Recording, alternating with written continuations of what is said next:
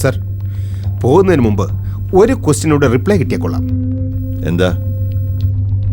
സാറിന്റെ ഭാര്യയ്ക്കോ സഹോദരിക്കോ മകൾക്കോ ആണ് ഇങ്ങനെ സംഭവിച്ചെങ്കിൽ സമൂഹത്തിലെ ഉന്നതരാണെന്ന് കരുതി ഈ ഫയലും ക്ലോസ് ചെയ്യാൻ പറയുമോ സർ? Just A doubt.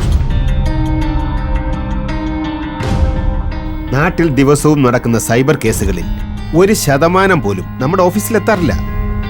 എത്തിയാൽ തന്നെ അതിൽ 95% മുഖം മറച്ചു നിൽക്കുന്ന ഇരകളാണ് സർ.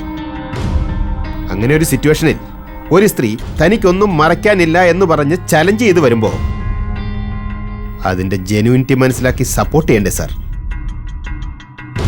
അത് നമ്മുടെ ഡിപ്പാർട്ട്മെന്റിന്റെ റെപ്യൂട്ടേഷന് മാത്രമല്ല സമൂഹത്തിന് കൂടെ റിലീഫായിരിക്കും സർ. സാറേ, സോഷ്യൽ മീഡിയ വളരെ വൈഡാണ്.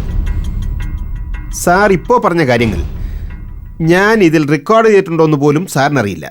അങ്ങനെ റെക്കോർഡ് ചെയ്തിട്ടുണ്ടെങ്കിൽ ഒരു നിമിഷം മതി സാർ ലോകം മുഴുവൻ വൈറലാവാൻ.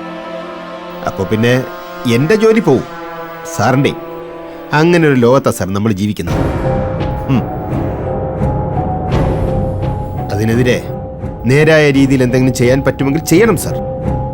നമ്മൾ ശമ്പളം വാങ്ങിക്കുന്നില്ലേ സാർ? നമ്മുടെ കുടുംബം കഴിയുന്നില്ലേ?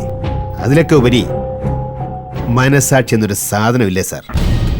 ഓക്കെ, നിങ്ങൾ ആർക്ക് വേണ്ടിയാ സംസാരിക്കുന്നത്?